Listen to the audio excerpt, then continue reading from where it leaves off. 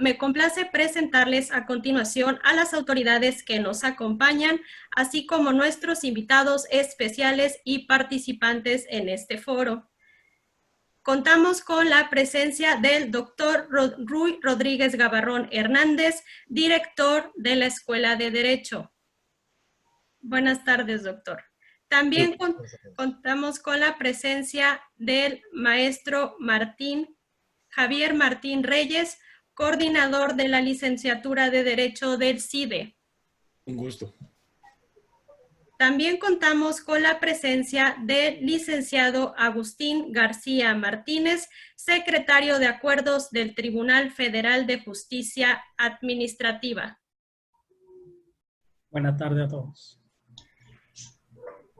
Y también contamos con la presencia del doctor José Guillermo Carmona Pérez, asesor parlamentario de la Cámara de Diputados.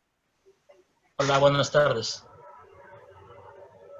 Les agradecemos mucho su presencia el día de hoy. Cedo la palabra al doctor Ruy Rodríguez Gabarrón Hernández. Muchas gracias por esta breve presentación. Les quiero dar la bienvenida a nombre del rector, el doctor Luis Linares Romero, a este webinar intitulado La Administración Pública frente al COVID-19. Es para nosotros, para la Escuela de Derecho y principalmente para la Maestría en Administración Pública y sus alumnos que nos acompañan, que organizaron este evento con este tema que nos envuelve hoy en día y donde además hemos identificado que la pandemia ha evidenciado claramente las capacidades o discapacidades de los países y regiones para prestar servicios públicos en sus diferentes áreas. También la fragilidad de las economías, principalmente en los países en desarrollo. La pobreza, la desigualdad, la falta de Estado de Derecho, la democracia frágil y otros aspectos ahora son más visibles y preocupantes. Lo anterior situado en un contexto internacional de nacimiento del nuevo orden mundial. Todo lo anterior parece ser un problema de capacidad económica, políticas y sociales, en la gobernabilidad y, por supuesto, en la administración pública. Para hablar de ello, hoy nos acompañan tres expertos, de quienes me permitiré leer un extracto curricular y a quienes les doy la más cordial de las bienvenidas. El maestro Javier Martín Reyes es licenciado en Derecho por la Universidad Nacional Autónoma de México, licenciado en Ciencia Política y Relaciones Internacionales por el CIDE, maestro por la Universidad de Columbia en Nueva York, doctorante en el Instituto de Investigaciones Jurídicas de la UNAM.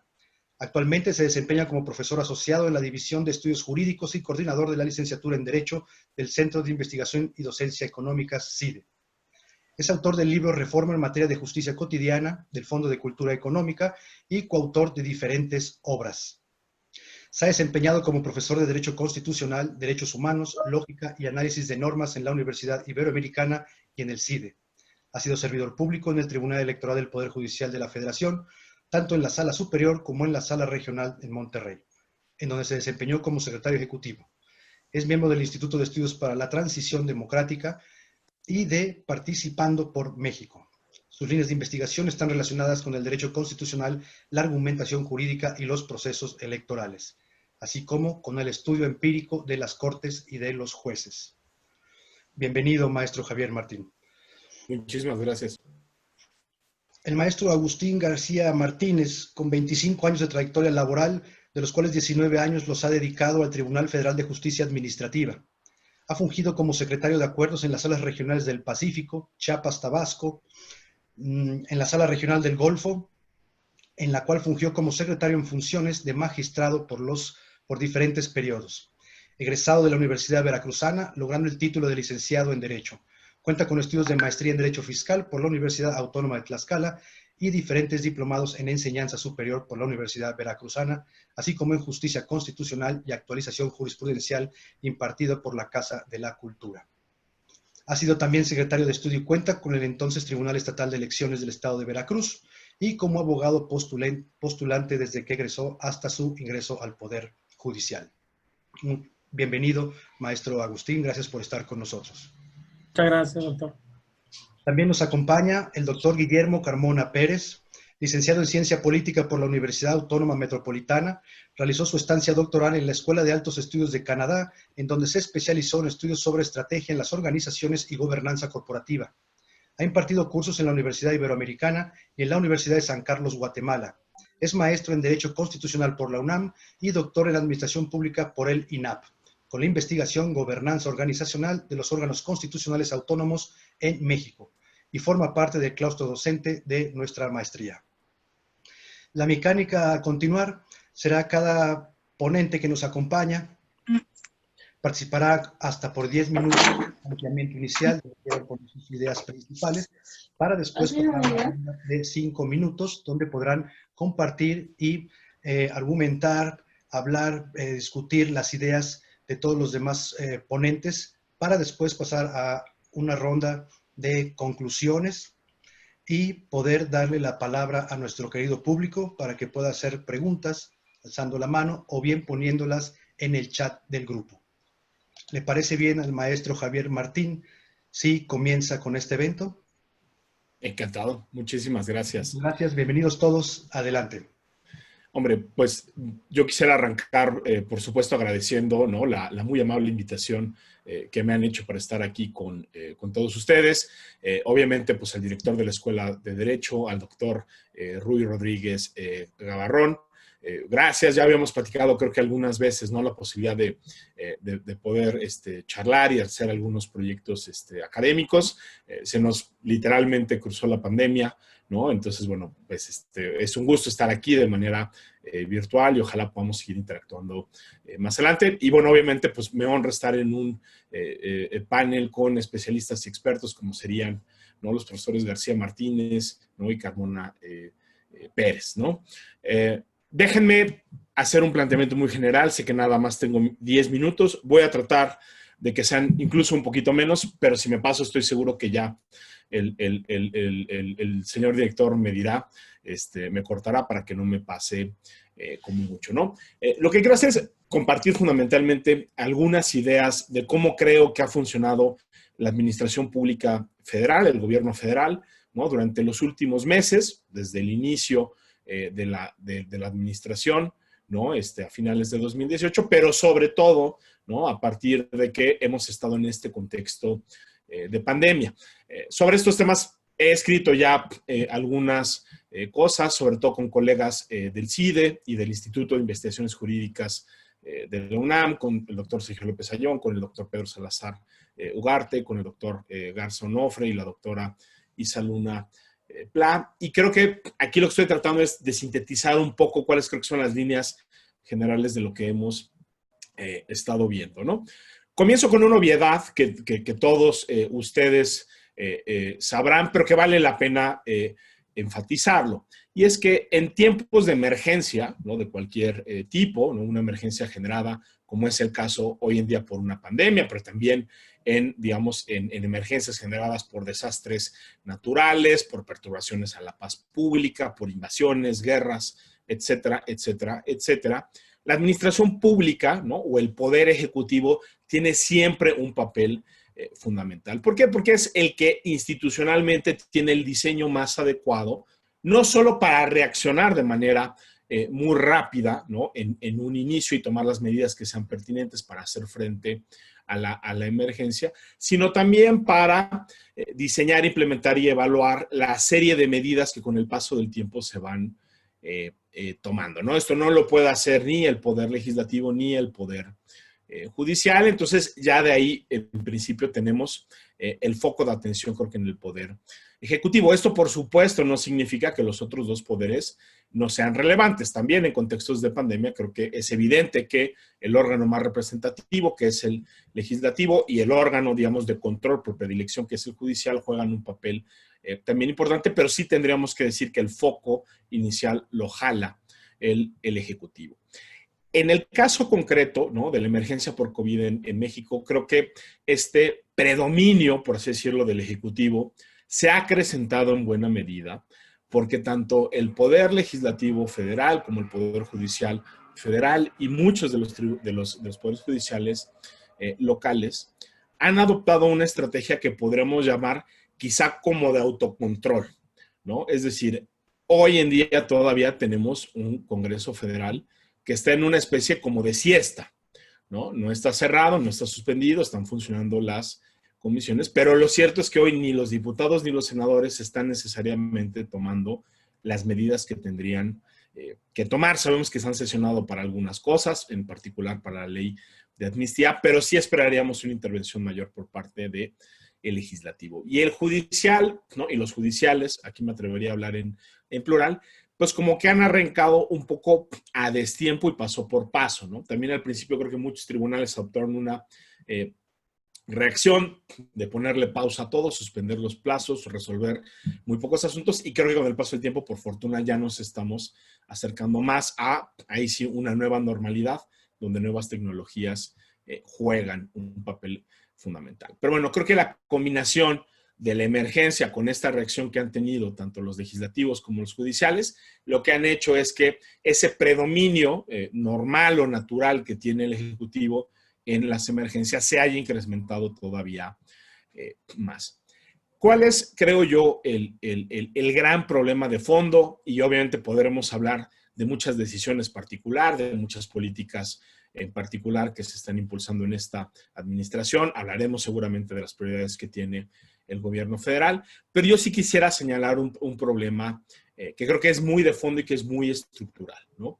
Y sí creo que este gobierno, ¿no? Y en particular empezando por el presidente de la República, sí tiene una concepción del derecho y de la Constitución que es radicalmente diferente a la idea que se había venido impulsando, con más y con menos éxito, desde muchos sectores, ¿no? Creo que desde el sector público, del privado, del social y desde el académico, se había impulsado una idea, digamos, fundamental, y es que pues la Constitución ya no es solo un programa político, ya no solo es un símbolo, ya no solo es una carta de buenas intenciones, ¿no? Sino la Constitución hoy en día es una norma vinculante que establece límites al ejercicio del poder. Creo que lo que nos ha demostrado esta administración desde su inicio, pero quizá de manera todavía más clara con la emergencia, es que no necesariamente se comparte esa idea, ¿no? Que es un principio fundamental de cualquier Estado constitucional y democrático de derecho, y es que los poderes, ¿no? Públicos no solo ejercen sus facultades a través de normas generales, ¿no? Sino y principalmente subordinados al contenido de las leyes, empezando, por supuesto, por la Constitución. No me voy a detener mucho en los antecedentes, pero yo sí les pediría que recordemos pues un poco cómo empezamos el sexenio, ¿no? O sea, quizá la primera gran decisión de esta administración pública se tomó incluso antes de que iniciara el encargo del presidente de la República, y creo que esta decisión fue la de cancelar el nuevo aeropuerto, ¿no? A través de una consulta popular que creo que era a todas luces contraria al procedimiento que hoy en día tenemos en el artículo 35 constitucional. Ahí, y lo digo de verdad con cautela, pero pues también con contundencia, creo que ya había claras señales de que pues esta era una administración que no necesariamente iba a estar muy preocupada por cumplir con esos límites que pone la Constitución. Si pensamos después, ¿no? Con las decisiones que hemos tenido a lo largo del sexenio, aquí obviamente estoy hablando de grandes decisiones, en ningún momento sostendría, ¿no? Que este es un gobierno al que la ley no le importa para nada, pero en estos grandes temas que le importan al presidente, sí parece que la Constitución y las leyes terminan siendo un poco más un estorbo, ¿no? Para el presidente, que los límites o las vías para ejercer el poder.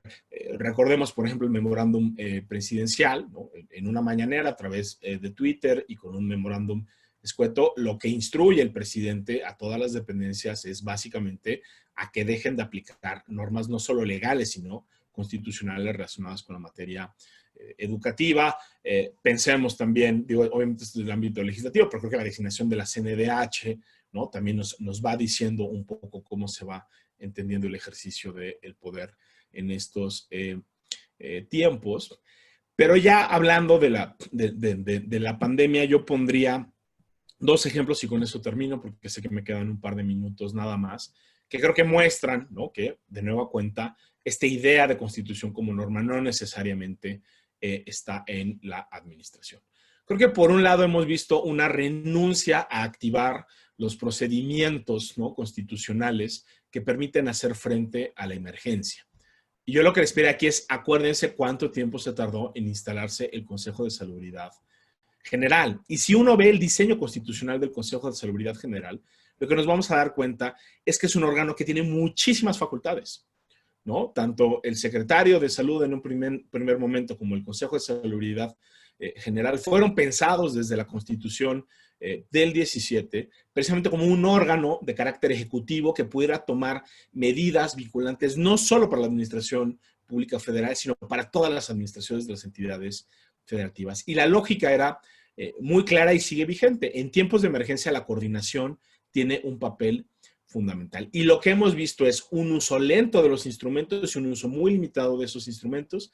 Y lo que hemos visto a nivel de entidades federativas, muchos dirían que es una anarquía, yo no diría que es anarquía, pero sí lo que hemos visto es una enorme falta de coordinación en las respuestas.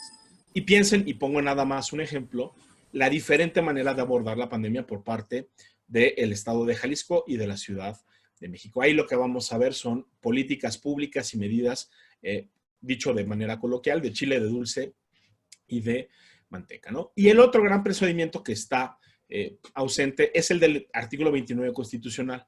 Si queremos suspender, ¿no?, el ejercicio de derechos y garantías, tenemos necesariamente que pasar por ese procedimiento que tiene muchos controles, ¿no? Y creo que lo que hemos visto tanto a nivel federal como a nivel local es una enorme cantidad, ¿no?, de medidas que claramente están incidiendo, ¿no?, en el ejercicio de los derechos y que no pasan por esos procedimientos de control.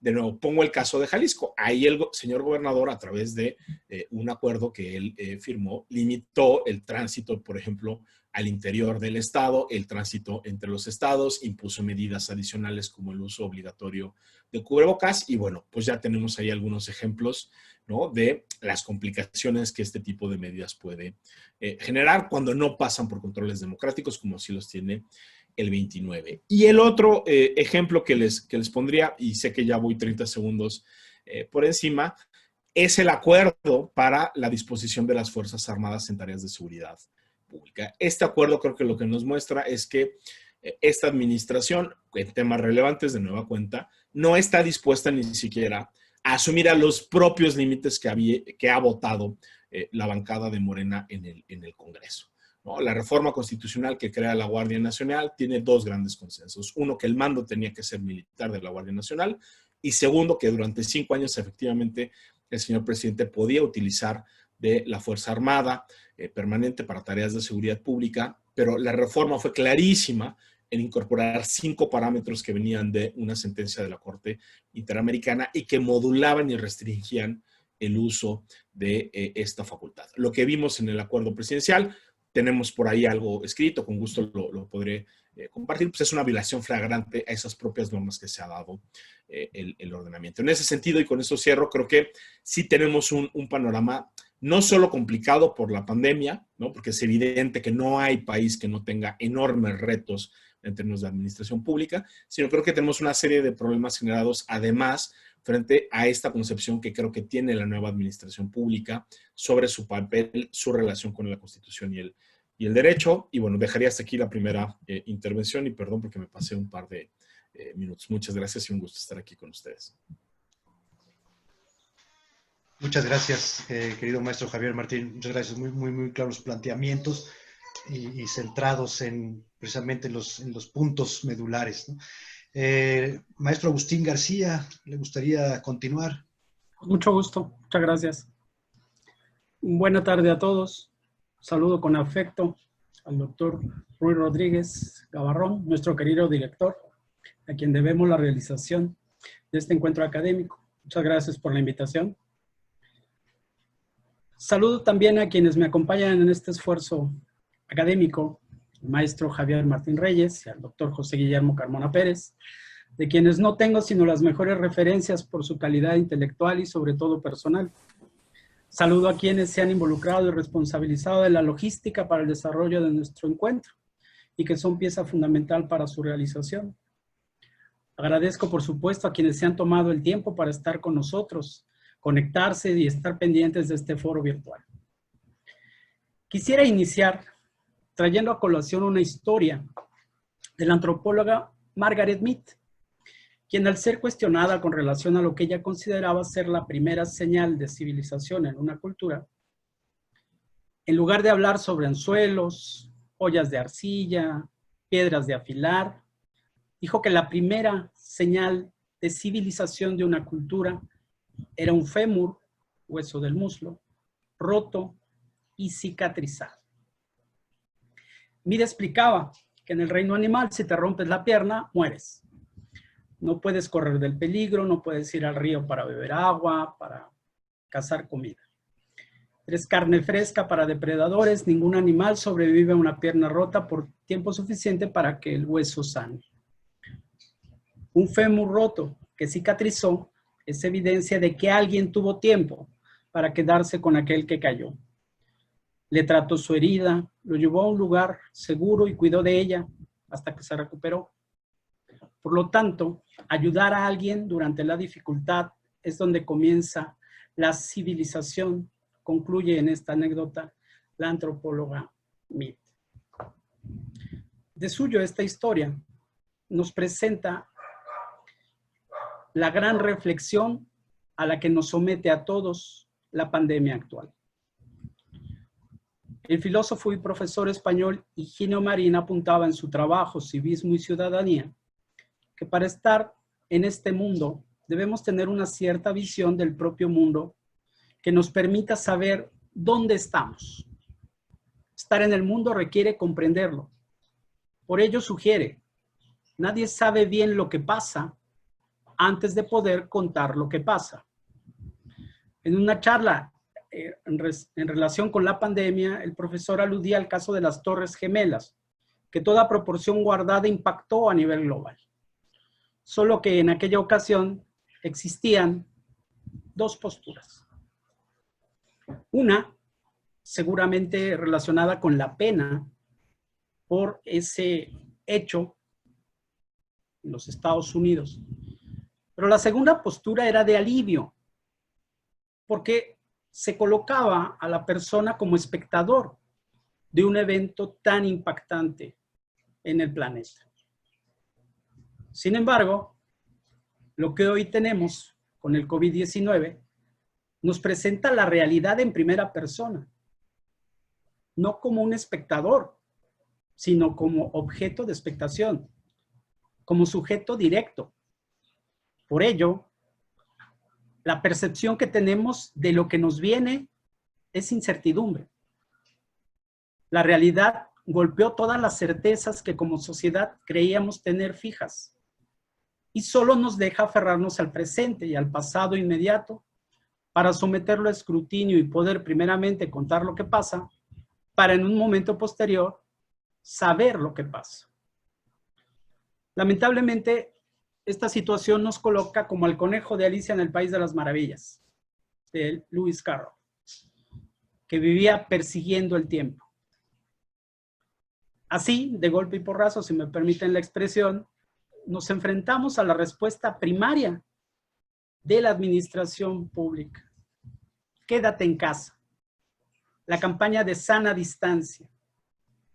Nuestras libertades cedidas en automático, dada la magnitud de la contingencia. Pero eso fue un primer momento. En un segundo momento, la pregunta es, ¿y nuestras libertades? La toma de decisiones de la administración pública y desde la administración pública se aborda con bases científicas. Y esas, habrá opiniones, pero tienen una línea a seguir. Pero en un segundo momento es una decisión política.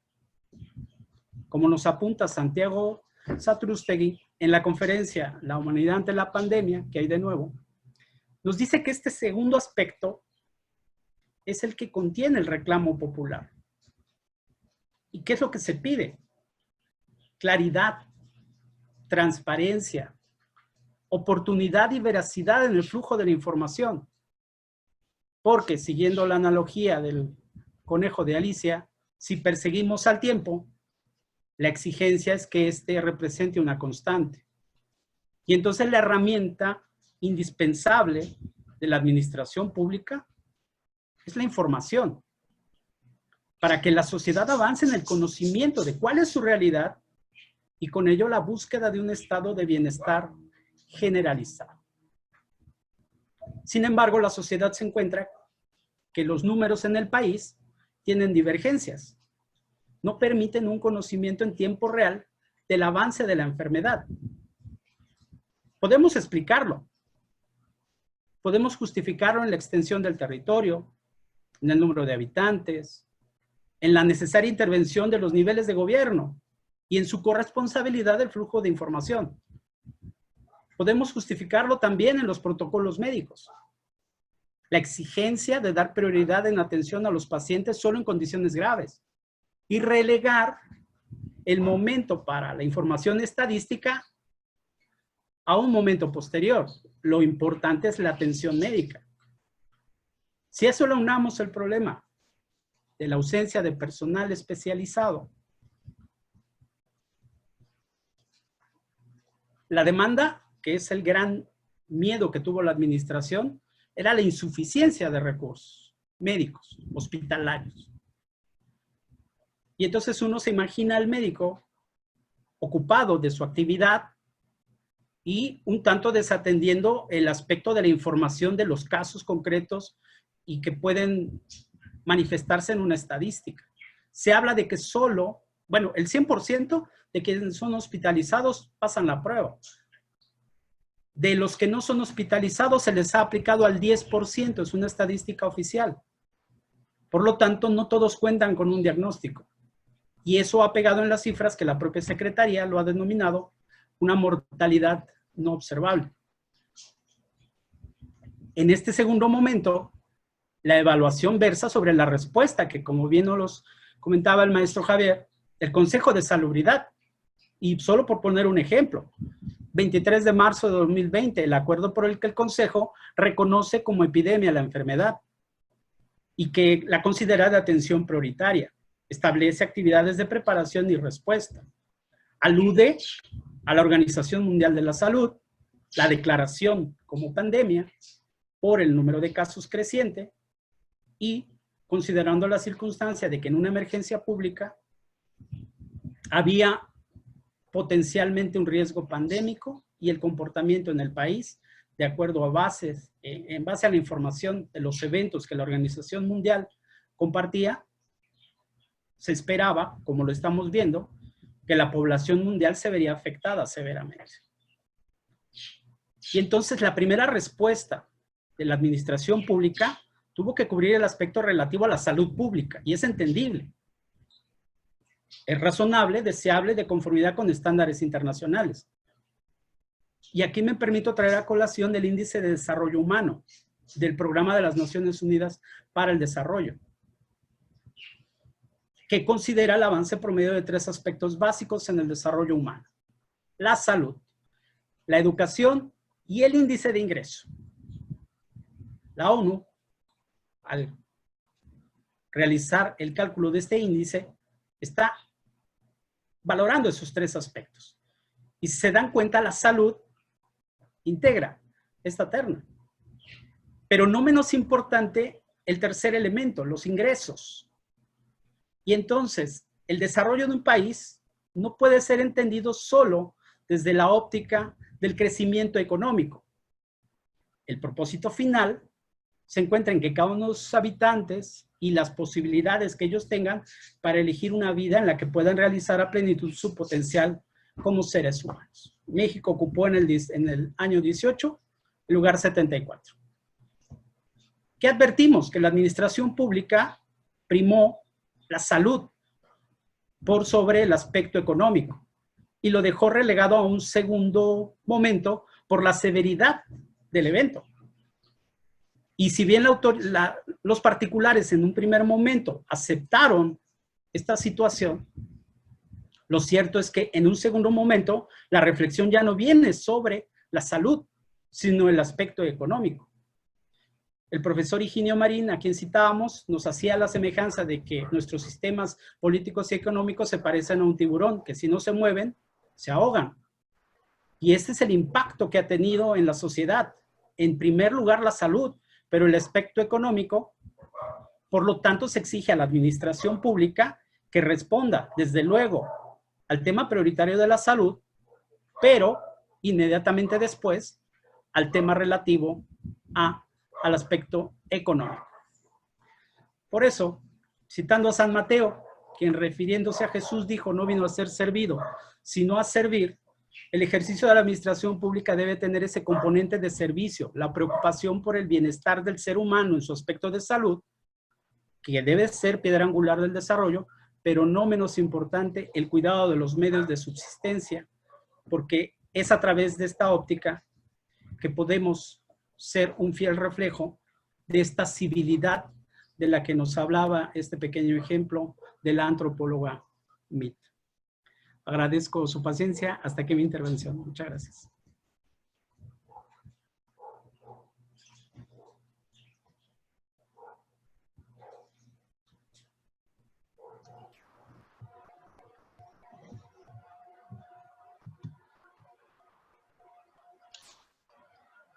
Muchas gracias, maestro Agustín. Doctor Guillermo Carmona, por favor. Muchas gracias, Rui. Buenas tardes a todos. Buenas tardes a mis colegas que nos acompañan ahora en este nuevo ejercicio que sería acercarnos por el ciberespacio a discutir los temas más, o los temas, no puedo decir los más, pero sí tal vez de importancia cotidiana, a los cuales nos debemos acercar de una manera precisa en el ámbito académico. Muchas gracias a Rui por la invitación, muchas gracias al posgrado. Cuando Rui me comentó, oye, vamos a tratar de hacer algo para discutir acerca y enseñarles o convivir, hacer una relación con los alumnos de la maestría, abrir la participación más allá de la maestría. Creo que es un tema fundamental en el que estamos ahora centrados.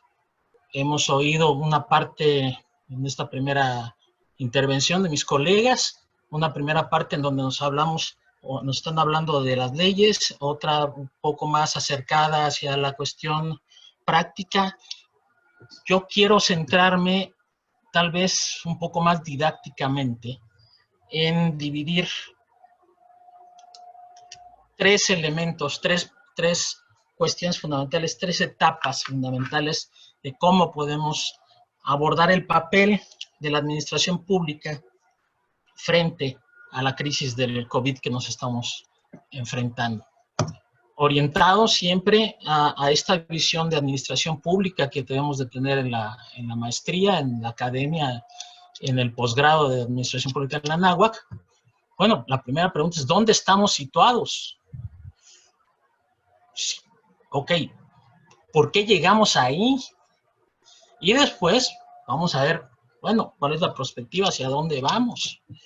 En este sentido, entonces quisiera sí plantearles este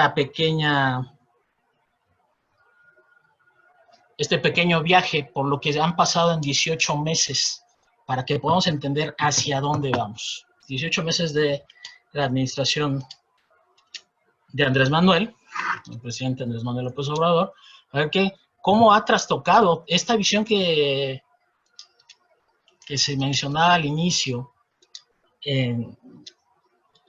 acerca, Javier lo mencionó acerca de, bueno, la nueva interpretación de la Constitución o cómo están releyendo la Constitución, el nuevo gobierno, qué es lo que está pasando. Recordemos el inicio de la administración de la 4T. Primero, como se señalaba ya aquí, se empezó a gobernar sin tomar protesta, ¿no? Presentando desde el primer día, 2 veces, desde el día de la elección misma en la noche, presentando en las primeras entrevistas y luego en el Zócalo capitalino, recordemos, un programa de 100 acciones. Ya desde ahí va perfilando la administración pública, la clase de administración pública que quería tener ya el nuevo gobierno. en esas primeras 100 acciones, pues hacer a un lado todo el aparato que conocíamos y que estudiamos y en el que estamos incrustados muchos de nosotros. Y crear un cuerpo paralelo, los servidores de la nación, con un instrumento paralelo también, que sería el famoso censo de los programas sociales. Y a partir de ahí, empezar a hacer a un lado a la administración pública como la conocemos. Y esto es muy importante porque ahora, en la perspectiva que vamos a tener, eso va a ser muy importante para nosotros porque se hace a un lado completamente lo que conocíamos por este gran aparato que debería de darle respuesta a la contingencia que tenemos. La creación del censo. Entonces, después, las principales tareas le fueron encargadas nada más y nada menos que a cuerpos que no estaban acostumbrados, o organizaciones administrativas que no estaban acostumbrados a lidiar con ellos. Digamos, recordemos el huachicoleo y de este asunto de que explotó el ducto de gas. ¿Y a quién se le encarga? Desde conseguir los choferes al ejército, conseguir las pipas pues, a la Secretaría de Relaciones Exteriores. El propio presidente no hace uso ya de la administración pública, de este cuerpo, sino que crea cuerpos paralelos para estar solucionando. ¿Qué? Solucionando es la ciencia de lo que conocemos que es la ciencia de salir del paso o de solucionar los problemas y lo que sigue, y lo que sigue, y lo que sigue. Y luego, por el lado más legal, primero sería, otra vez, sin gobernar, ya gobernando, impulsar la Ley Federal de Remuneraciones de los Servidores Públicos. Que esto va a ser importantísimo también para la administración pública, porque ya está marcando, a través del Congreso, a través lo que el presidente está considerando que es un servidor público. Y hasta ahorita no está solucionado. Varios órganos autónomos, 2 órganos autónomos ya tienen juicios a su favor acerca de que no se puede ganar más el presidente. Bueno, ok, ¿cuáles son los criterios que determinan qué es lo que se debe de ganar? Desde ahí ya estamos viendo también la visión del presidente acerca de la administración pública. Después, con este mismo el embate contra los organismos autónomos, ¿no? Banco de México señalando que ganaban mucho, a la propia Corte, hablando de sumas extraordinarias de ingresos, a los órganos reguladores, hablando también de excesos que había, sentándolos en el banquillo de la opinión pública, mostrando a algunos incluso si habían viajado o no habían viajado, cuándo. Bueno, todo lo que ya reconocemos, todo lo que hemos visto. Pero ¿a dónde nos lleva esto? A ir minando la confianza ¿en qué? En la administración pública y en las instituciones que se tenían. Eso es, lo dejo apuntado, eso es muy importante para cómo vamos a llegar después. Las reformas también, reformas adicionales a la ley orgánica de la administración pública, inmediatamente, antes de gobernar, antes de llegar a tomar protesta el 1 de diciembre, ya había cambiado la administración pública, había generado una nueva secretaría, la Secretaría de Seguridad, y le había quitado todas las funciones políticas a la Secretaría de Gobernación, le cambió el rostro a la Secretaría de Gobernación, le dio más atribuciones a la Secretaría de Desarrollo Social, desmantela todo lo que conocíamos, lo que algunos dicen, yo no estoy de acuerdo, pero a lo mejor podemos discutir un poco más adelante, yo no estoy de acuerdo, de que está el cambio de régimen. No, para mí no, sigue siendo un régimen presidencialista y concentrado, y está sabiendo utilizar todas las viejas herramientas a las que estaba acostumbrado, exacerbadamente incluso, pero bueno. Después, algo fundamental también, en esta parte de las reformas a la ley orgánica de la administración pública, es cuando se suelta la andanada de decir que existía la famosa burocracia dorada por todos lados, en donde los burócratas ganaban muchísimo y no hacían nada. Y eso también mina con la confianza ciudadana hacia quien está dándoles un servicio. Se concentran todas las decisiones de las compras. Recuerden, se crean las oficialías mayores, ya no se crea una gran oficialía mayor y con unidades administrativas que tienen que responder a la oficialía mayor de Hacienda. Otra cosa muy importante, ¿por qué? Porque a la hora de que truena la pandemia, no hay medicamentos, hay escasez. ¿Por qué? Pues porque se da precisamente un cuello de botella para la adquisición de medicamentos y entonces llegamos a la pandemia como descobijados. Así, completamente y literalmente descobijados. Y después, un documento que debe de ser rector para todas las políticas públicas y para el actuar de la administración pública nacional, el Plan Nacional de Desarrollo por ley. Bueno, pues nos enfrentamos a dos planes nacionales de desarrollo.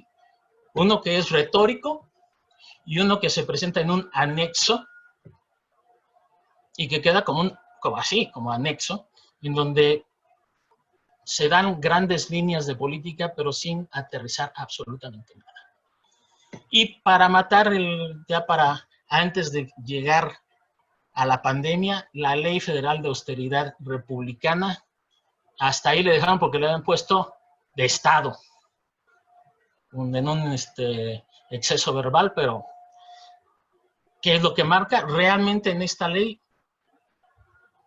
lo que después se le empieza a llamar austericidio. ¿Qué es eso? Que todo tiene que ser el recorte de presupuesto, el recorte de personal, el recorte y el hacer absolutamente todo con menos. Otra cuestión que nos lleva entonces a cómo enfrentar la pandemia. Ahí es a donde llegamos, ahora sí, a esta parte de la pandemia ya como tal, cuando además llegamos tarde, ya otros países ya estaban confinados, y nosotros llegamos tarde. ¿Por qué? Porque no se ponen de acuerdo si pueden o no sesionar, si van a participar los gobernadores, si no están participando los gobernadores. Bueno, la presión hace que se instale el Consejo de Salubridad General y que se empiecen a dar las famosas conferencias, que lo que han hecho es tergiversar o dar una señal doble de la acción de gobierno. Nuevamente, la administración pública se contrapone entre lo que dicen los expertos o los técnicos, para el presidente es así, y los políticos. Toda la retórica que ha utilizado el presidente ha sido así, entre tratar de hacer los buenos y los malos, los conservadores contra los liberales, que somos nosotros, los buenos contra los malos, los que tienen mucho contra los que no tienen nada, y entonces hay que ayudar a los que no tienen nada. Esto ha llevado, bajo mi perspectiva, a generar una contraposición entre las distintas clases, y en medio descuajada todo lo que teníamos como, bien o mal, como una estructura administrativa que estaba solucionando cuestiones. ¿Cómo las ha solucionado? Bueno, pues a lo mejor es el caos organizado. Por ahí en teoría de la organización, el caos organizado, ¿sí? ¿Cómo vamos a salir de esto? Esa es la gran incógnita a la que nos enfrentamos, que estamos discutiendo en este momento. ¿Cómo vamos a salir cómo vamos a gestionar la pandemia con centralización de las compras, con poco respeto al federalismo, o con no sé si llamarlo respeto o no, pero una poca coordinación entre estados libres y soberanos y la federación? Poca transparencia en la asignación de licitaciones para la compra de precisamente de todos estos insumos, respiradores, cubrebocas, batas de hospital, bueno, todo. Se habla ya de que el 78% de todos los contratos que ha habido se han realizado por adjudicaciones directas.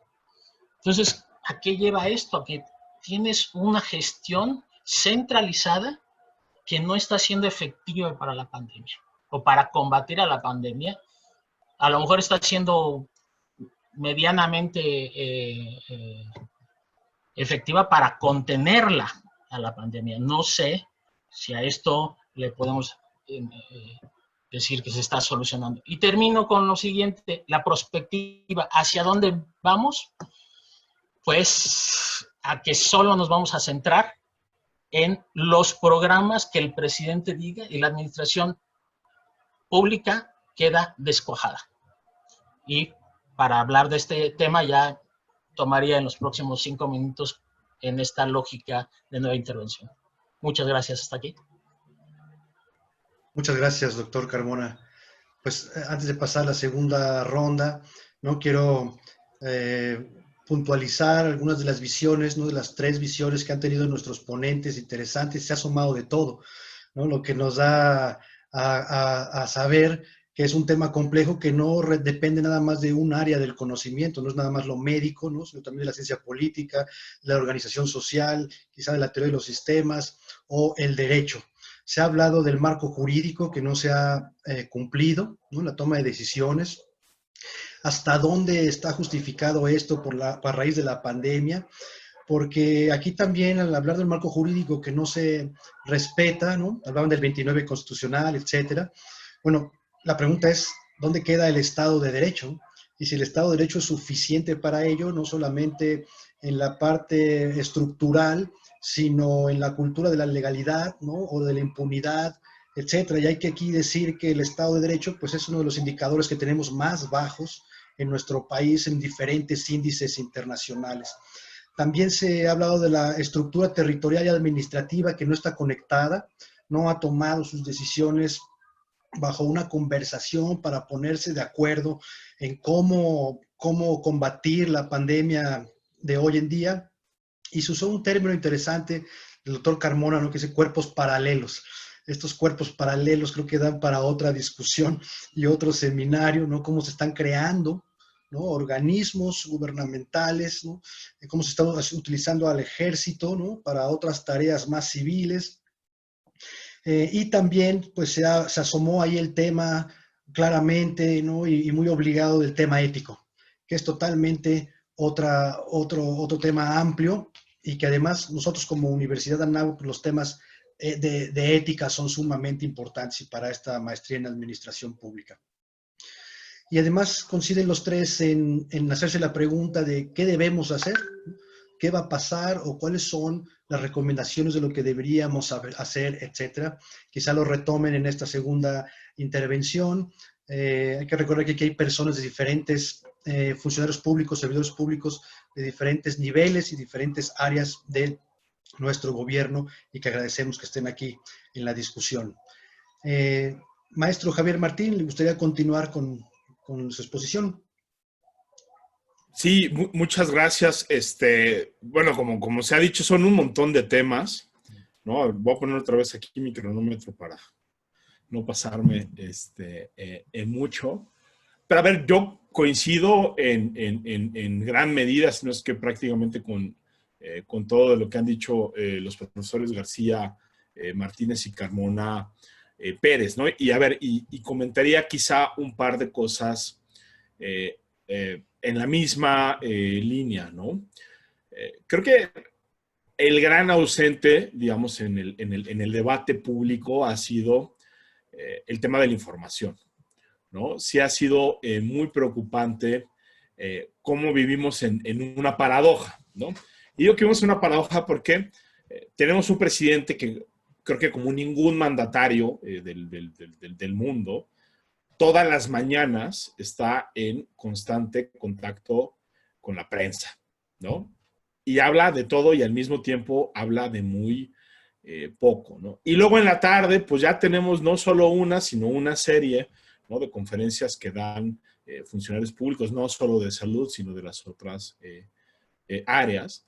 Y digo que esto es paradójico porque a pesar de que los medios de comunicación los especialistas y en general el debate público, la verdad es que gira en buena medida los temas que va planteando el presidente y sus funcionarios en estas mañaneras y en la novela de las 7, como le dicen algunos, o en las conferencias que dan sus buenos.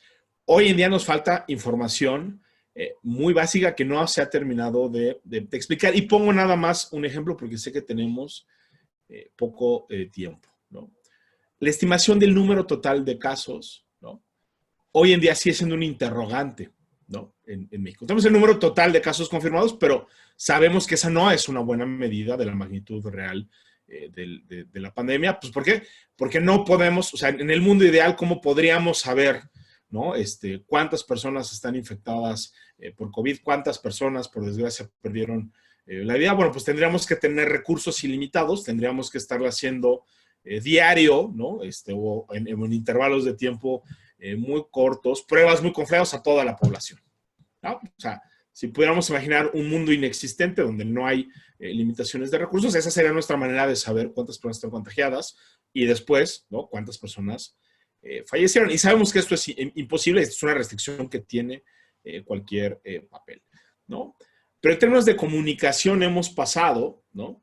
De un modelo que se vendió y que se promocionó como una extraordinaria innovación en términos estadísticos y epidemiológicos, que era el famoso modelo Centinela, que nunca, y lo digo creo que con prudencia, nunca se pudo explicar del todo bien. Y el discurso, ¿no? del principal vocero del gobierno, que es el doctor Hugo López-Gatell, fue cambiando mucho, ¿no? En un primer momento no reportaban la existencia de este modelo, ni tampoco del famoso multiplicador.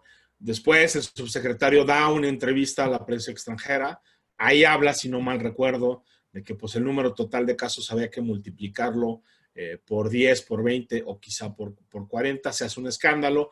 A los pocos días sale a decir que hay que multiplicar por 8. Se anuncia que se va a dar una actualización de ese estimado. Y en las últimas conferencias de prensa, lo que nos han terminado de decir es que pues, ya no se usa el modelo y que ni es tan relevante y que no es tan importante, ¿no? Al mismo tiempo, como que parece que asistimos a la creación como de una nueva falacia, ¿no? Digamos, de cuño como muy mexicano, que podríamos decir que es como la falacia ad gatellum, ¿no? Porque cada vez que se hace un cuestionamiento a algún dato que aporta la administración, lo que vemos constantemente es una respuesta automática diciendo que eso ya se explicó, ¿no? En alguna conferencia del señor subsecretario, que eso ya está clarísimo y que ya no hay nada más que cuestionar. No nos dicen ni en qué conferencia, ni cuándo, ni demás, pero pues prácticamente lo que hacen es que tengamos que estar pegados, ¿no? A las conferencias de las 7 para ver si ya lo dijo y luego hacer una revisión. Y francamente lo que nos han demostrado, creo que los estudios recientes, y obviamente ya ahí enfatizaría lo que dice el señor director, esto no es un trabajo de una sola disciplina, esto es algo profundamente interdisciplinar, pero sí lo que sabemos, por ejemplo, digo, creo que hay un ejercicio muy interesante, con gusto les puedo mandar el vínculo si es que no lo han leído ya, ¿no? Publicado en el blog de Nexos, que lo que hicieron fue ponerse a ver actas de defunción para estimar la proporción de casos, ¿no? De muertes atípicas, por así decirlo, que se salen de las medias de años pasados, y lo que salía es que pues sí era escandaloso, ¿no? Aunque en todos los países era normal tener cierto nivel de subreporte, pues en México era 3 o 4 veces como más grande. Bueno, ese dato básico de cuántas personas están enfermas hoy en día no lo tenemos, y no lo tenemos en buena medida, ¿no? Por una estrategia creo que poco responsable, no solo de comunicación, sino también de operación de la administración pública, ¿no?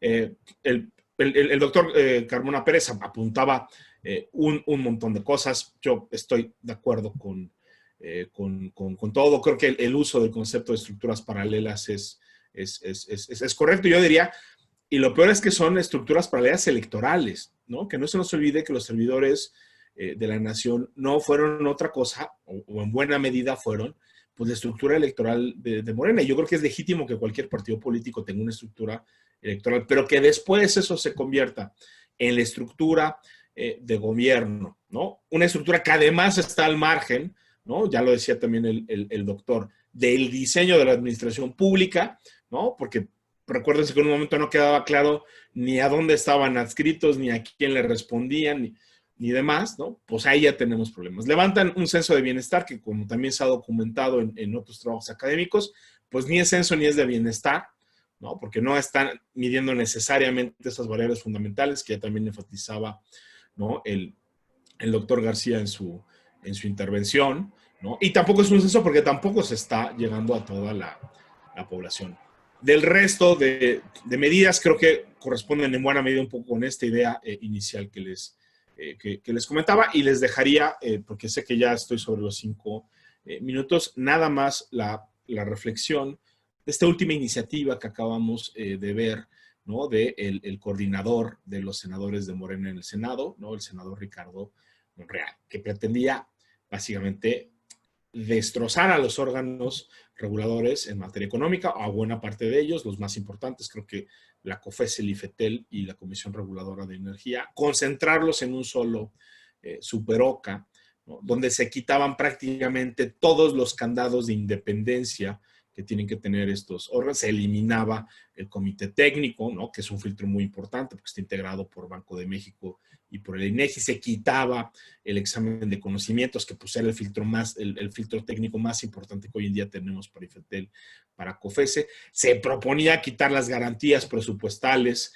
que hoy en día tenemos tanto en la Constitución como en las leyes. ¿Para qué? Para concentrar en un solo órgano designado por las mayorías ahorita existentes y con un grado discrecional muchísimo más alto, ¿no? Creo que los OCAS, para bien y para mal, habían sido uno de las grandes transformaciones, no solo de la Constitución mexicana, sino también del Estado y de la administración pública. Y hoy en día lo que sí estamos viendo, creo que es un embate a las autonomías que sí nos deja, creo, en una situación muy preocupante. Pero ya lo dejaría hasta aquí porque otra vez me pasé unos minutos. Muchas gracias, maestro. Maestro Agustín García, por favor. Sí, muchas gracias. La verdad es que siempre enriquece este tipo de charlas porque la visión de quienes participan es muy interesante. Nos dejan puntos de encuentro, sobre todo. El maestro Javier nos hacía alusión a la poca relación que hay con la Constitución, la idea de nuestra Carta Fundante. Quienes tienen el perfil de abogado saben que eso es impensable o no sería esperable en un Estado democrático. Coincido también con el doctor Carmona, que nos hace un análisis que después de escucharlo y con la contundencia con la que nos lo participa, cuando lo que queda en la mente es desconfianza, incertidumbre, descoordinación, ineficiencia, parálisis y la política de lograr más con menos como política, nos deja desde luego en una realidad que debemos encargarnos todos seguramente en el ámbito de cada quien a cambiar, a modificar, a aportar en esta realidad. Y sobre ese aspecto quisiera retomar un poco 2 ejemplos de cómo el quehacer de la administración pública pareciera que se justifica el que se obvien estos procedimientos, el que se obvie el respeto a las formalidades, el que se obvie el respeto a nuestra Constitución, el que se obvie con las formas de nacimiento de cualquier acto administrativo por el evento pandémico. Pareciera ser que lo que interesa es una solución, sea como sea y cueste lo que cueste. Cuando eso, evidentemente, en la administración pública y por los aspectos que comentábamos, si bien es cierto, la salud es un elemento indispensable, va unido a educación y va unido a la adquisición de ingresos y a asegurar condiciones para el ser humano de vivir. Cuando el ciudadano percibe todo este escenario, que creo que muchos de nosotros lo escuchamos y nos da escalofrío, insisto, de primera aproximación es decir, bueno, está la salud en riesgo, ok, no digo nada. Y eso va a una cuestión cultural, la idiosincrasia del mexicano, de esa de ser súbdito, de ser de recibir lo que venga de arriba y como sea, y somos un pueblo fuerte y salimos adelante, a un segundo momento de reflexión y de cuestionamiento y de reconocer que estamos en un Estado de Derecho y que debemos exigir que para cualquier acción estatal debe haber una congruencia, debe haber un respaldo lógico, científico, pero sobre todo justificar a nivel político, social y económico estas decisiones. Y ejemplifico con dos casos. Uno, seguramente todos ustedes tienen en mente que una de las primeras reacciones oficiales y que causó furor en el ámbito social y jurídico es la guía bioética para la asignación de recursos limitados de medicina crítica en situación de emergencia. Voces importantes en el país. La verdad es que cuando uno escucha al maestro Raúl Carrancay Rivas con tanta efusividad argumentar filosóficamente, axiológicamente, éticamente, moralmente, sobre lo cuestionable que pudo ser el hecho de que la decisión de asignación de recursos tenga que pasar por un filtro de las posibilidades o expectativas de vida, aunque trate un tema médico y que la experiencia hospitalaria, la experiencia de los expertos sea que en su práctica diaria una persona sana frente a un cuadro de COVID y una persona con antecedentes, y llámese obesidad, hipertensión, diabetes, y no decir el simple tema de la edad, que les permita, a través de este protocolo, elegir quién vive y quién no. Imagínense la dimensión. En un primer momento, el aspecto médico uno podría entenderlo, pero inmediatamente la reacción social viene a cuestionar ese tipo de decisiones cuando lo que tenemos enfrente es el derecho humano a la salud. Lo dejo solo apuntado porque es el elemento de salud y da para mucho. Ahora, en el aspecto económico, solo un ejemplo también, cuando el Estado mexicano establece las actividades esenciales, en el acuerdo por el que se establecen acciones extraordinarias para atender la emergencia sanitaria del 31 de marzo del 2020.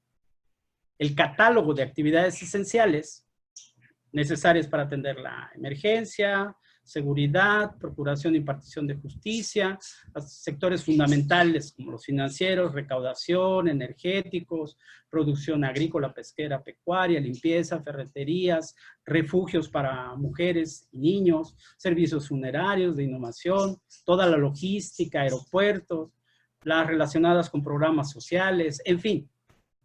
Ese catálogo de entrada suena entendible en el momento en el que hay una preocupación por la salud, pero cuando la realidad golpea al ciudadano mexicano en la que necesita ganarse la vida, necesita llegarse de los recursos para por lo menos mantener, ya no digamos mejorar, mantener su estatus de vida, se encuentra con que su actividad es no esencial.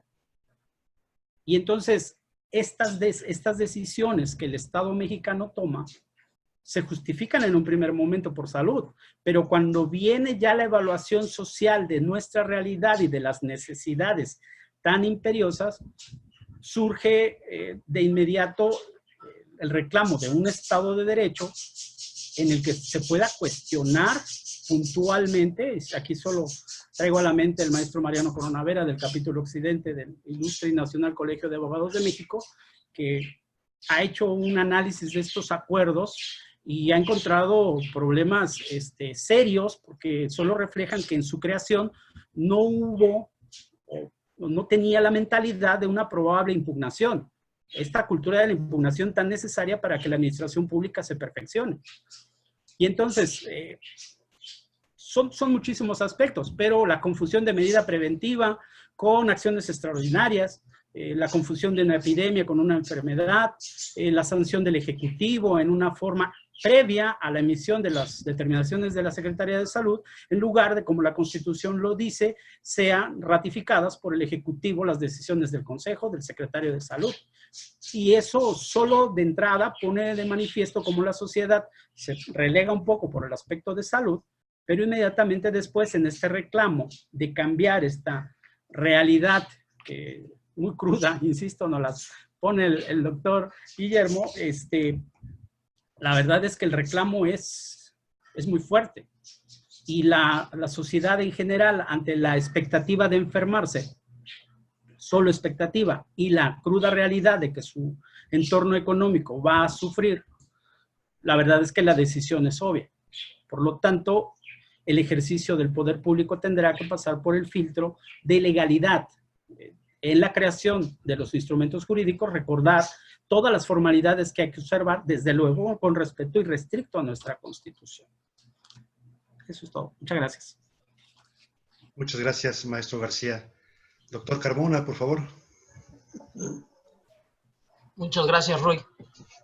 Pues concuerdo mucho primero la importancia de reunirnos para discutir estos temas y ¿por dónde empezar? Híjole. ¿Qué es lo que esperamos?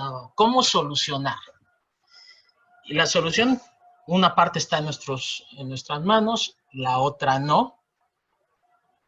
Yo creo que mucho tiene que ver con nuestra capacidad como administradores públicos para retomar precisamente los instrumentos con los que nos hemos formado para regresar a nuestros orígenes, que sería el servicio a la ciudadanía. Y eso es lo fundamental, yo creo. Si me pasan la anterior diapositiva, por favor.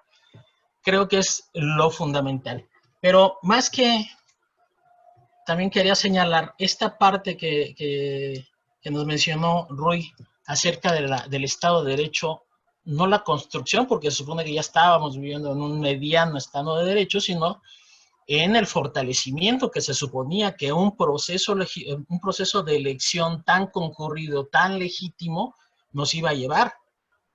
Y de repente nos encontramos con que el nuevo régimen, el nuevo gobierno, pues pareciera que está utilizando, ya muchas gracias, ahí está, parecía que está utilizando herramientas de los años 70, proyectos de los años 70 para solucionar la vida del siglo XXI.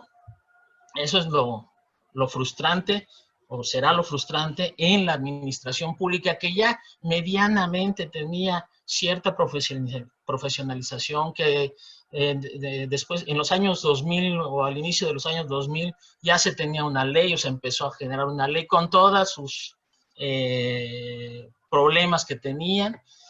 Pues de repente los servidores públicos nos encontramos indefensos no solo porque te van a correr, bueno, sabes que te van a correr y sin mayor derecho, ¿eh? Y ahora lo que viene es la segunda andanada en contra de la administración pública, que sería precisamente, y retomo la cuestión del Estado de Derecho y el respeto a la Constitución, que el presidente legisle, que el presidente mande sus decretos y diga, a ver, decreto que, ¡fum!, 10 subsecretarías de Estado se vayan. Decreto que se le quite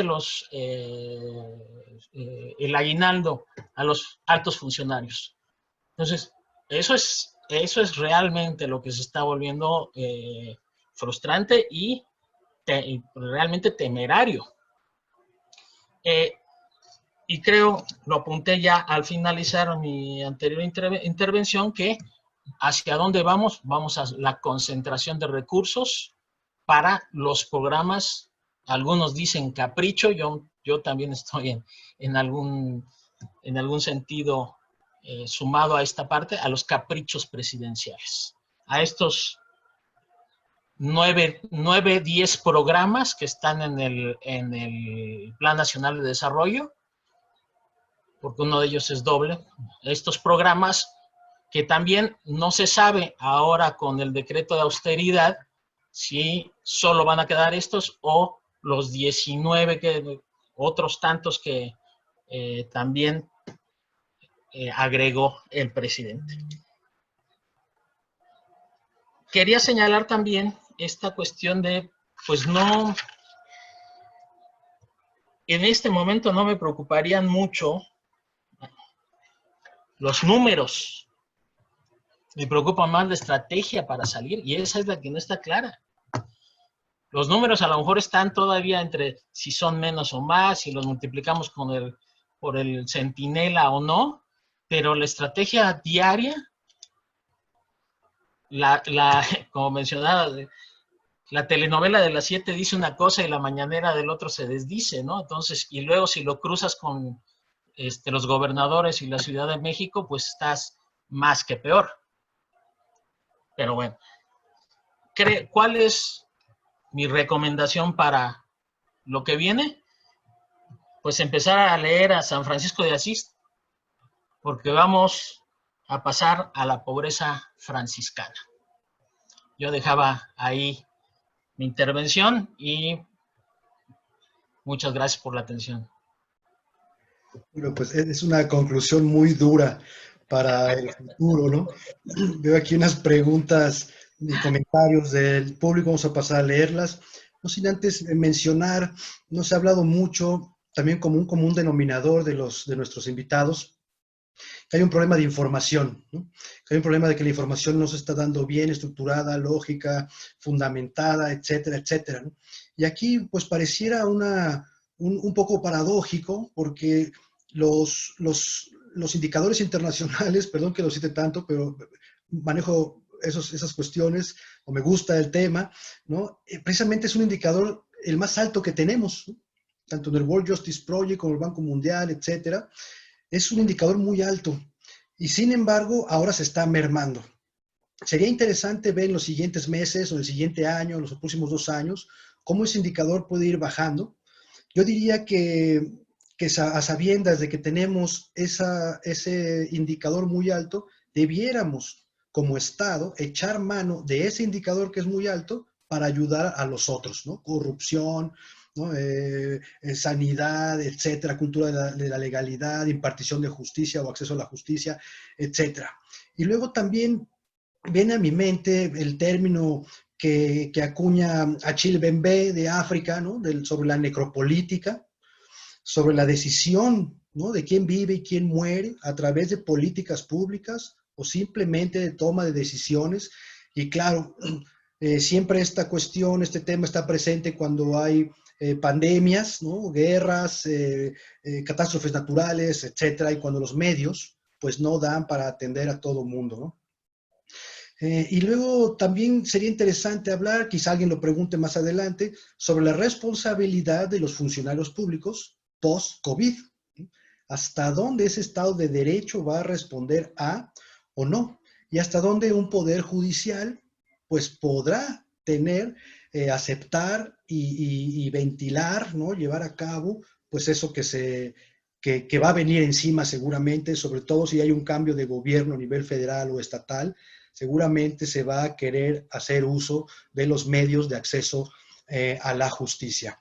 Bueno, tenemos aquí un primer comentario de Alejandro Quesada. Dice, esa multidisciplinariedad que comenta el doctor Gavarrón puede tener una perspectiva más clara si la abordamos desde una teoría de complejidad, en la relación que vivimos actualmente entre gobierno y sociedad, donde la comunicación ha dejado de ser unidireccional para ser multidireccional, donde la sociedad comienza a entender y exigir diversidad y claridad en las respuestas. Y es realidad que el gobierno debe, sobre la marcha, crear los canales de comunicación que atiendan una diversidad más compleja. Bueno, sí, hemos mencionado aquí, ¿no? Que la multidisciplinariedad que tiene el problema, que es una de sus características. No sé si alguien de los ponentes quisiera comentar algo al respecto. Doctor Carmona, por favor.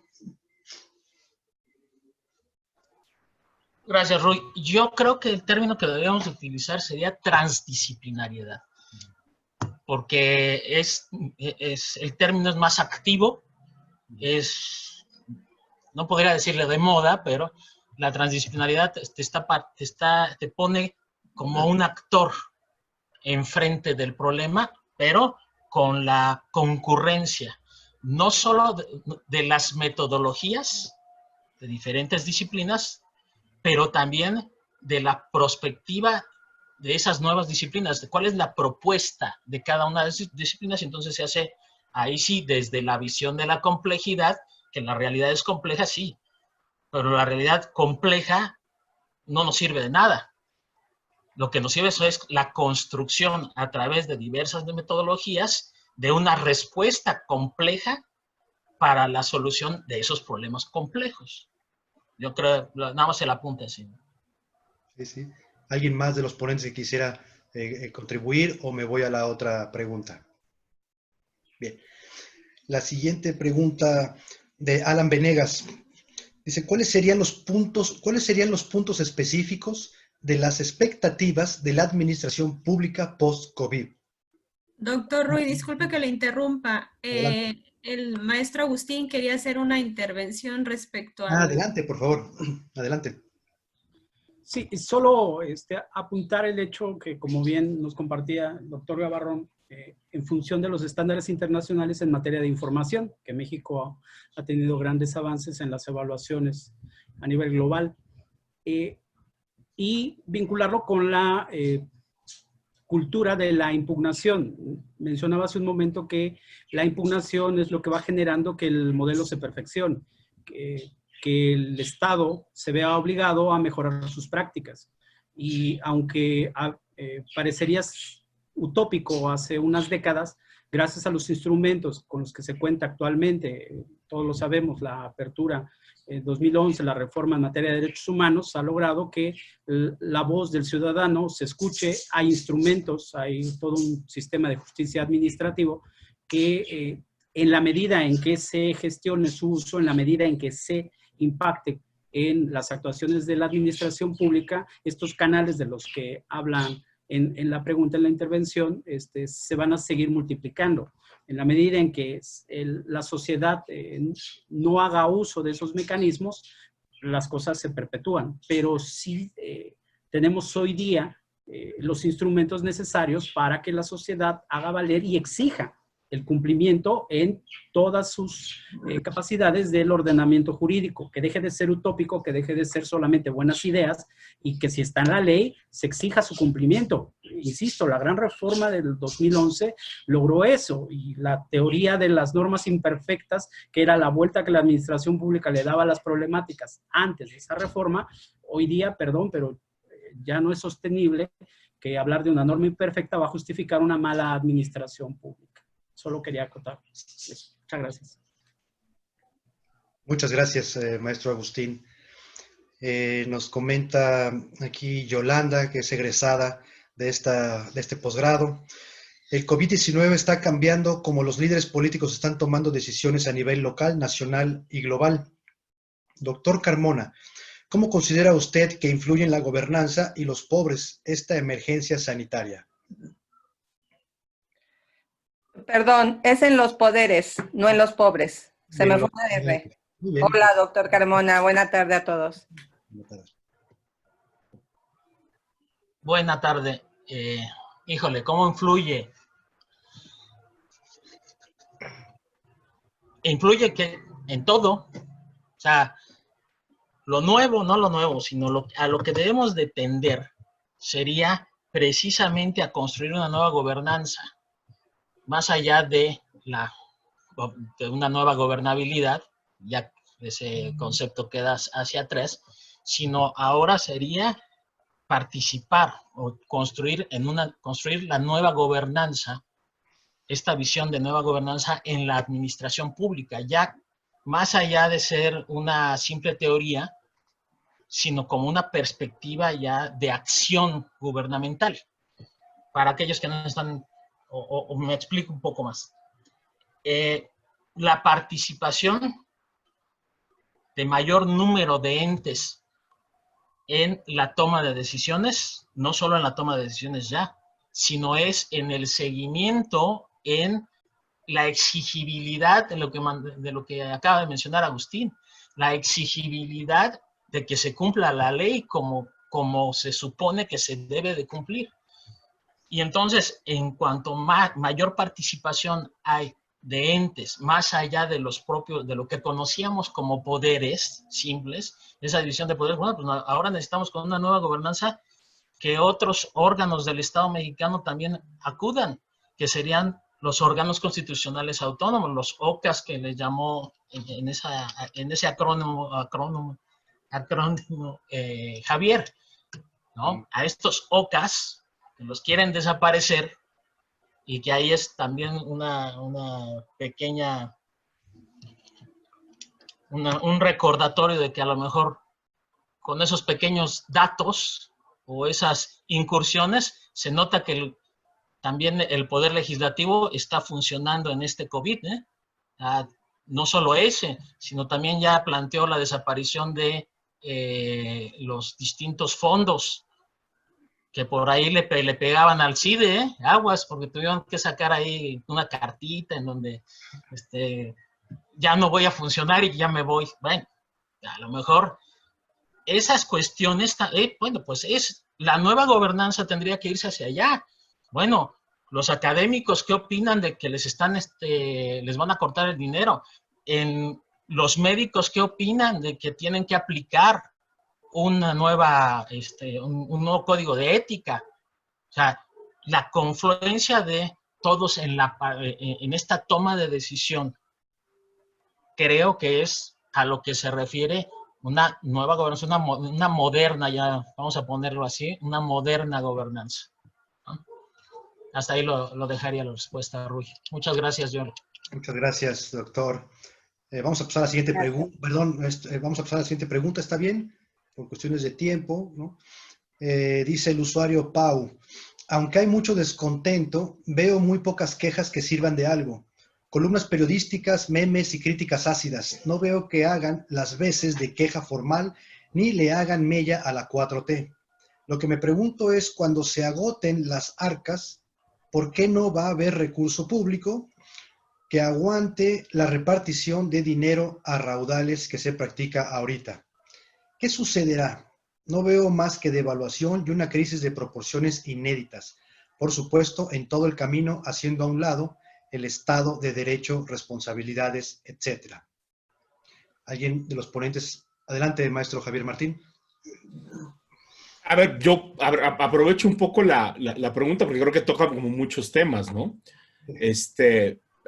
A ver, yo creo que es cierto que hay un tema de la crítica y las quejas, y eso también es un cambio de esta nueva administración, ¿no? Las administraciones pasadas eran administraciones a las que les preocupaba mucho más lo que pensaban muchos sectores, ¿no? Para bien y para mal, ¿no? Pero sí había, creo que, una incidencia mucho mayor del debate público. Hoy parece que a la administración le importa bastante menos. Creo que eso nos hace reflexionar un montón de cosas, ¿no?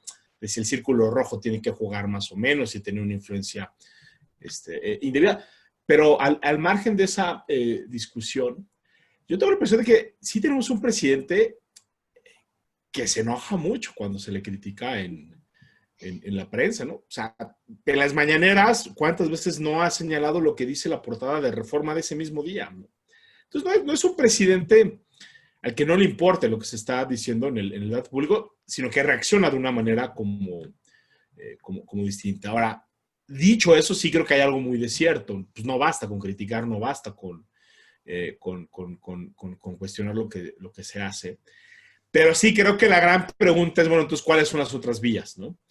Creo que esta administración se le han puesto sobre la mesa propuestas muy concretas de política pública que ha ignorado por completo, ¿no? O sea, el conocimiento gratis, déjenme decirlo, que una enorme cantidad de instituciones públicas, privadas, académicas, le ha proporcionado al presidente, es impresionante, ¿no? Retomo ahí rápido el tema que señalaba el profesor García Martínez de la guía bioética, ¿no? La guía bioética era, más allá de las críticas, una necesidad. Cuando se saturan las camas de terapia intensiva, tiene que haber algún criterio para decidir quién va a acceder y quién no va a acceder a estos recursos. Es una decisión trágica, sí, pero alguien la tiene que tomar. Y la administración pública pudo diseñar, ¿no?, una guía coherente, bien diseñada, que cumpla con los estándares no solo de derechos humanos, sino también médicos y por qué optó por no presentar nada, ¿no? Fue un desastre la comunicación de la presentación de la guía y quedó al final como un documento no vinculante cuando el Consejo de Salubridad sí pudo haber aprobado un modelo como real, ¿no? Esta es una administración, mucho me temo, que no solo no le importa la administración, no le importa la ciencia. Y no le importan ni las ciencias naturales, ni las administrativas, ni las normativas, ni ninguna. Sí hay, creo que, un desprecio generalizado por la técnica, ¿no? Y a veces parece, ¿no?, que el presidente, no todos sus colaboradores, por supuesto, sí piensa que gobernar es una conjunción de tener políticas redistributivas y programas sociales y construir grandes obras, ¿no? Y esa lista que nos presentaba José Guillermo, pues lo deja muy en claro. El presidente cree que con eso vamos a salir de la crisis y no se da cuenta de la complejidad. ¿Qué va a pasar? Yo sí me temo que lo que estamos viendo es un desmantelamiento paulatino, ¿no?, de la administración y de las administraciones públicas. Ya se decía, no es que tuviéramos ni el Estado más fuerte, robusto, efectivo y defensor de derechos humanos. Yo creo que nadie está diciendo que teníamos antes un pasado idílico, eran muchos los pendientes, pero sí creo que había una construcción institucional que habría que reconocer en muchísimos sentidos, ¿no? Ya lo decía el doctor Ruy, a ver, si salíamos bien en el World Justice Project, era por la construcción de lo que hoy es el INAI, ¿no? Y antes fue el IFAI, y esas son instituciones de garantía de derechos fundamentales. Creo que lo que muchos esperaban en esta administración era un cambio de énfasis, una construcción de otro tipo de instituciones, y hoy lo que vemos, pues, es este tema de nuevo, gobernar con programas sociales y con obras, ¿no? Ya mencionaba muy bien también ahí el doctor Carmona. Bueno, pues acá nosotros en el CIDE también, ¿no? Pues sí nos amenazaron con que nos iban a aplicar un decreto que no nos tenían que aplicar para desaparecer fideicomisos. Una semana anduvimos con el anuncio de que nos querían recordar también el 75% del presupuesto. Y un poco se revirtió la decisión, por fortuna, creo que pues en buena medida porque la institución tiene una buena presencia pública, pero un poco lo que decíamos muchos colegas es, a ver, olvídense del CIDE, ¿no? O sea, olvídense de los centros de investigación CONACYT y de Flaxo y del Colegio de Michoacán. Yo creo que la ciencia es muy importante, por supuesto, ¿no? Piensen en las dependencias públicas. ¿Cómo opera una Secretaría de Estado? Cualquier Secretaría de Estado, si le recortas el 75% del gasto operativo, es cerrar de facto el gobierno. Digo, buenos amigos, digo, que tengo en la administración pública, que creen que están haciendo una aportación relevante, me decían que una de las instrucciones que les habían dado era mandar quitar los focos de las oficinas, ¿no?, de secretarías federales en algunas, pues para bajar el consumo de electricidad, porque pues con un recorte del 75% no te da para pagar ni los servicios como más básicos, ¿no? Entonces sí creo que lo que asistimos, y de nuevo, no solo por la pandemia, pero sí reforzado por la pandemia, es a ese desmantelamiento de las capacidades del Estado mexicano. Un Estado con muchos problemas, sí, que no funcionaba perfecto, que tenía muchos pendientes, sí, pero que nadie nos venga a decir, ¿no?, que hoy tenemos, ¿no?, o hace 3 años teníamos un Estado mucho menos desarrollado que a principios de los 90, ¿no? O que el IFE, ¿no?, o el INE ahora no son importantes, o que el Instituto de la Transparencia no es importante, o que los órganos reguladores, aunque tengan muchos problemas, porque es obvio que el IFETEL y la COFESE no son perfectas, pero que hoy nos digan que no son relevantes, que se pueden desaparecer, o como dijo el presidente, ¿no?, que si el presidente no se sabe el nombre de un órgano constitucional, entonces es un órgano prescindible, sí nos pone en un escenario feo. No soy economista, por supuesto, pero sí creo que pues, los pronósticos, digamos, que los colegas economistas han hecho en esta materia, pues sí son muy, muy preocupantes, ¿no? Muchas gracias. Hay 9 preguntas más, no nos va a dar tiempo de hacer todo ello. Vamos a leer los siguientes 2 o 3 comentarios. Haré llegar estas preguntas a los ponentes, ¿no?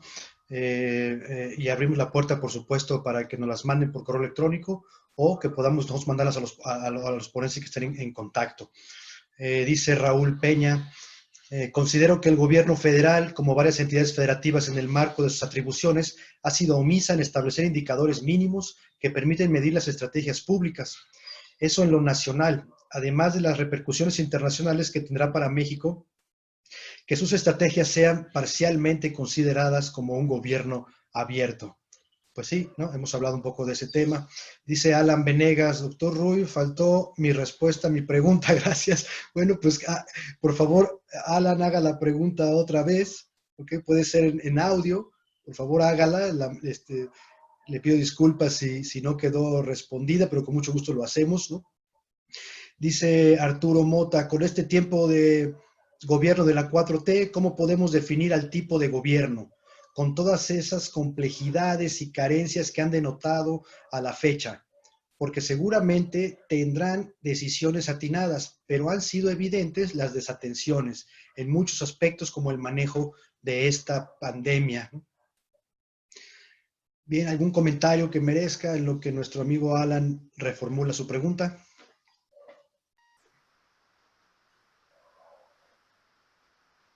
Esperamos a Alan entonces. Dice Marifer, buena tarde, tomando como referencia la Agenda 2030, su misión de no dejar a nadie atrás, ¿cuál es la postura de México respecto de sus obligaciones internacionales en materia de objetivos de desarrollo sostenible que priorizan la satisfacción de necesidades básicas como el acceso a la salud? Doctor, ya le envié mi pregunta. Gracias. Gracias. ¿A alguien de los ponentes les gustaría hacer un comentario sobre esta pregunta? Maestro Agustín García y luego el doctor Carmona. Gracias. Sí, responder a la postura de México y con lo complejo que sería ponerle voz a todos los actores, yo creo que tendría que ser y tiene que ser el respeto irrestricto a las obligaciones contraídas a nivel internacional. Es tan simple como eso. Tenemos que pugnar por eso y hacer lo que se tenga que hacer para que el Estado mexicano responda a sus obligaciones.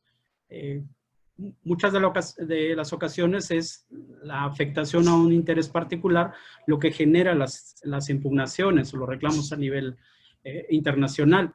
Pero realmente como sociedad tenemos que exigir el cumplimiento de todos estos compromisos, desde luego a nivel local en nuestra esfera, pero no podemos permitirnos en el avance hacia un Estado verdaderamente democrático, hacer de lado estas obligaciones que hemos contraído, yo creo.